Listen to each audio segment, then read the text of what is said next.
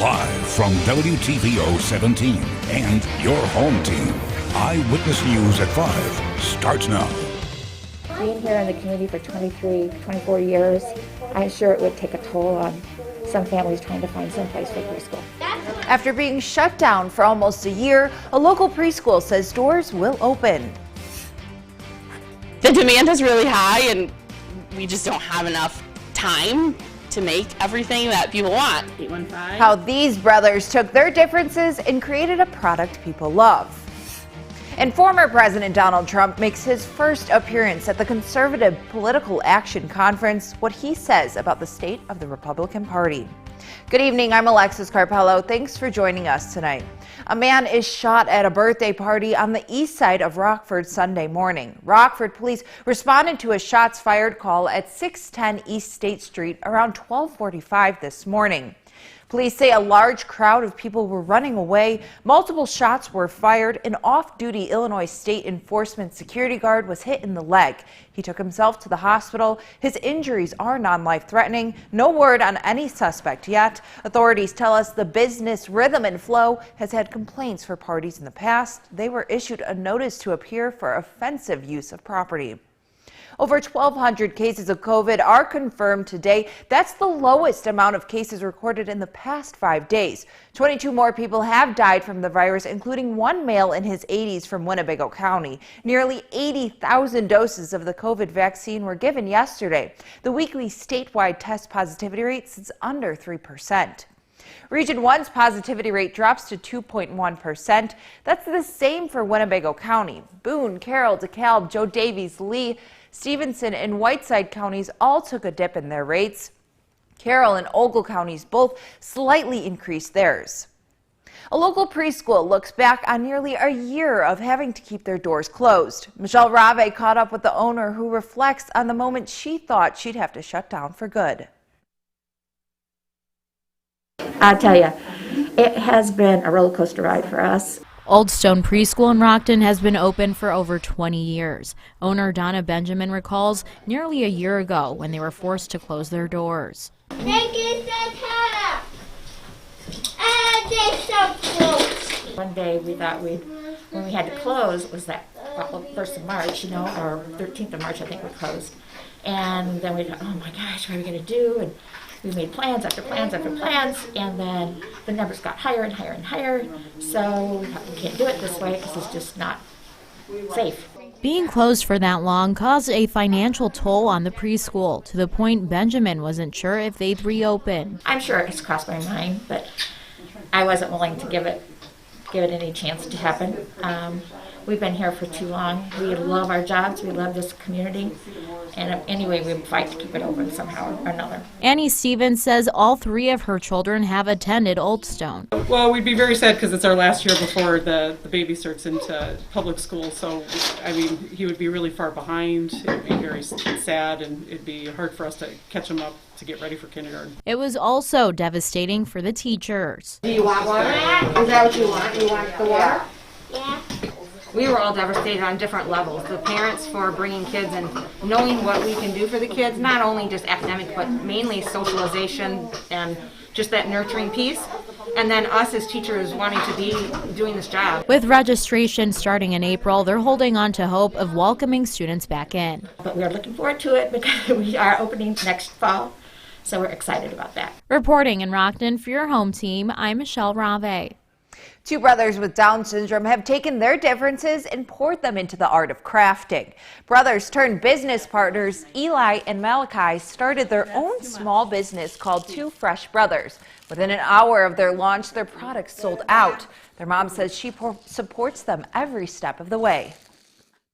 It's so rewarding because you work so hard, birth on, you pour everything into what they're doing and their milestones and things, and then to see them get to an age where they're learning the independent skills and they're really being able to do things on their own. Coming up tonight on Eyewitness News, morning anchor Whitney Martin shares the full story of how these brothers in business succeed.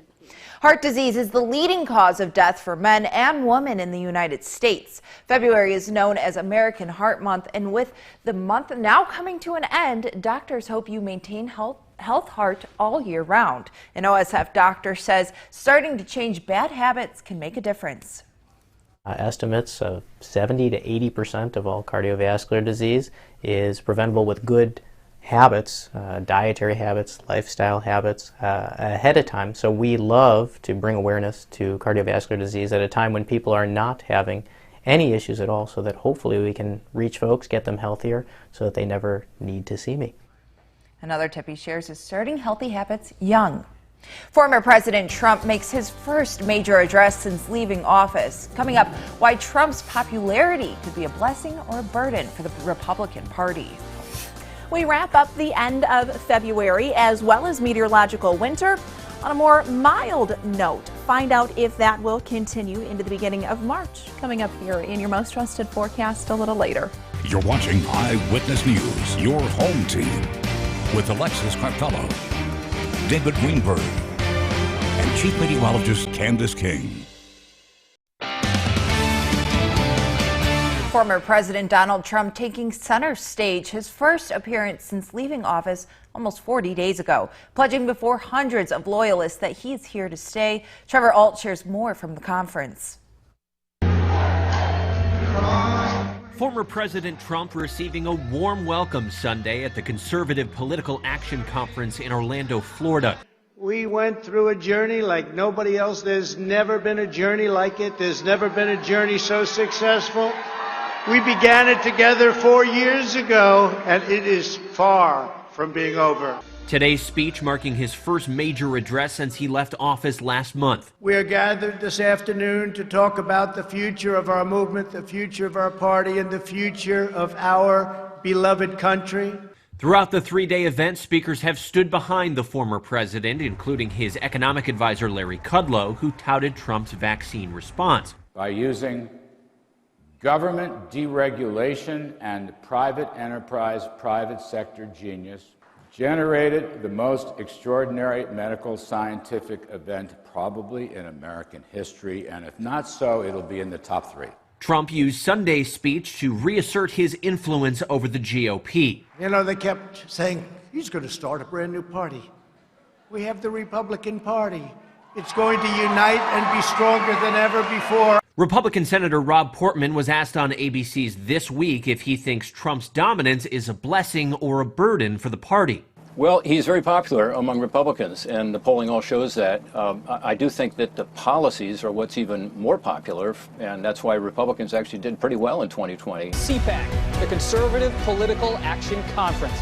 This year, the conference has been less about traditional conservative values and more about loyalty to Trump. Notably absent were several prominent Republicans, including former Vice President Mike Pence, Senate Minority Leader Mitch McConnell, who criticized Trump after the January 6th Capitol riots, and House Republican Conference Chair Liz Cheney, who voted to impeach the now former president. Trevor Alt, ABC News, New York.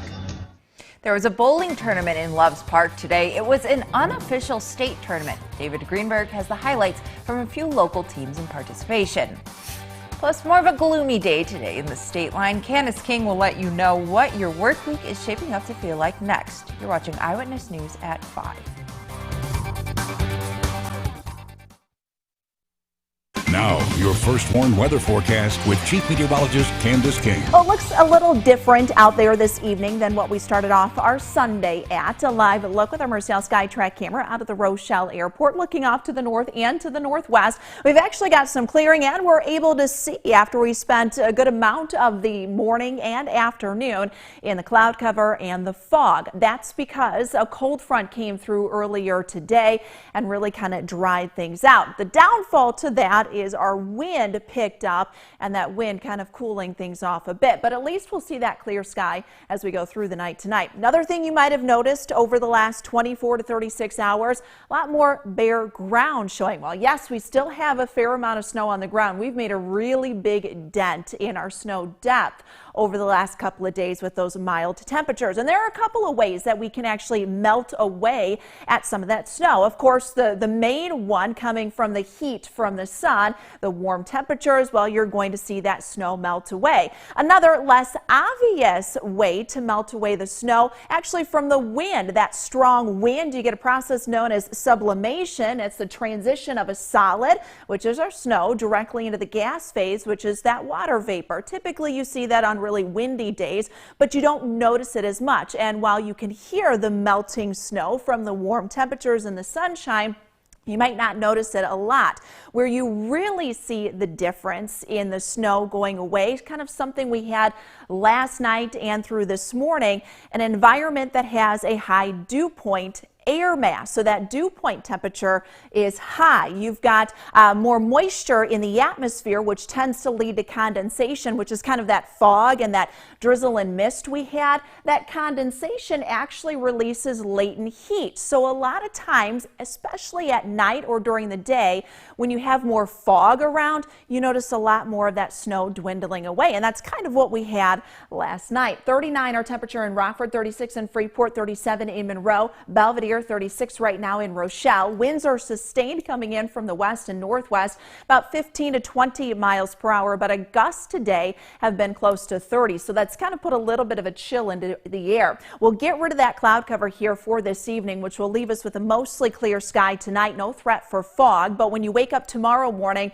it is going to feel a lot different than it has the last couple of mornings. Wind chills will be on either side of that 10-degree mark tomorrow. Tomorrow's going to be our cooler day. We'll start off with some sunshine, but another weak system coming in will actually help bring back a little more cloud cover. So our skies will turn mostly cloudy as we go through the midday. We'll decrease that cloud cover again as we head into Monday evening. Temperatures Monday night into Tuesday will cool off into the teens, but we'll see a quick rise in that temperature for Tuesday afternoon as high pressure slides off to the southeast. Another low pressure system building to our northwest. This will increase that pressure gradient and cause our winds to increase as we go through the day on Tuesday. So that'll bring us back into the mid-40s for the afternoon. Later in the week, high pressure developing to the north will shift that wind around to the northeast.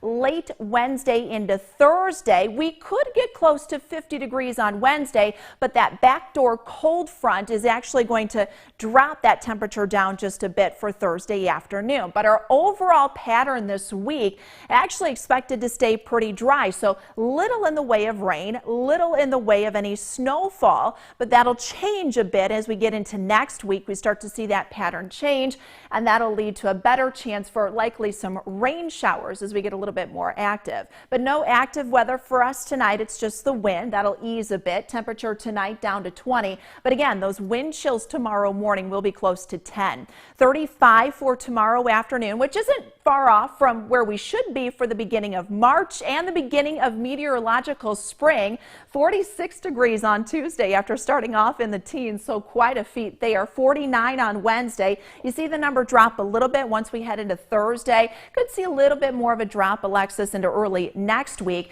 Actually, no slight chance for any precipitation. Temperatures over the weekend will stay in the 40s.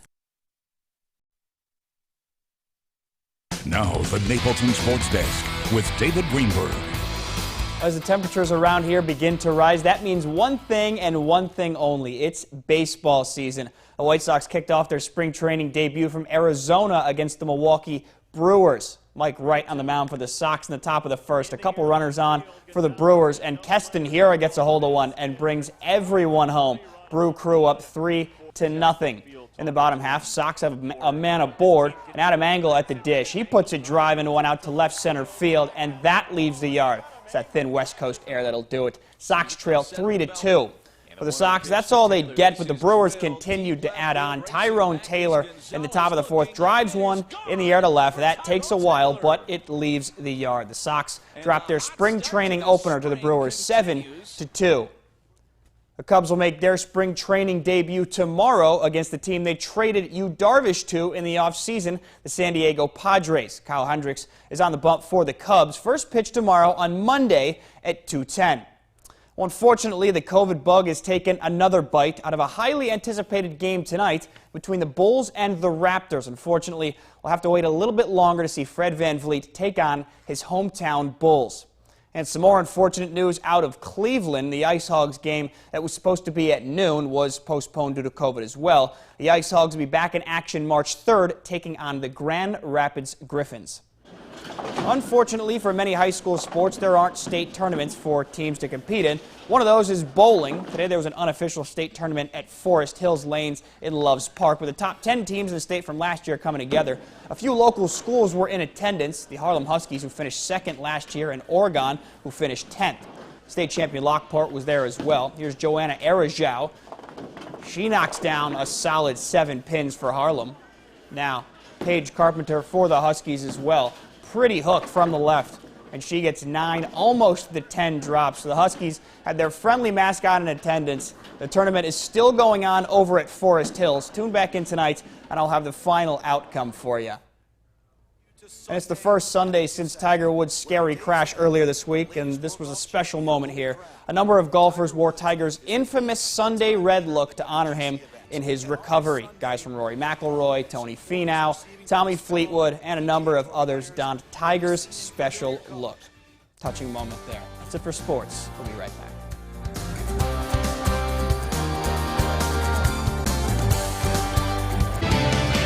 This is back with one last look at our forecast. Yeah, and things are going to stay pretty mild as we kind of begin the beginning of March. Tomorrow is March 1st and also kicks off meteorological spring, and also is the beginning, or I should say this week is Illinois Severe Weather Preparedness Week. So I'll talk a little bit more about that later on tonight at 9 and 10. But for tonight, no problems for us this evening outside of the wind, but the wind will calm down as we head through the rest of this evening, and that will allow our temperatures too to fall on either side of that 20-degree mark. But tomorrow morning, the wind chill will feel more like 10, so a little bit colder tomorrow morning. And out of the next 7 days, it is going to be the coolest day out of the week. Highs right around 35. We'll see some clouds come in midday. Winds will pick back up on Tuesday, but that'll push those temperatures back into the 40s.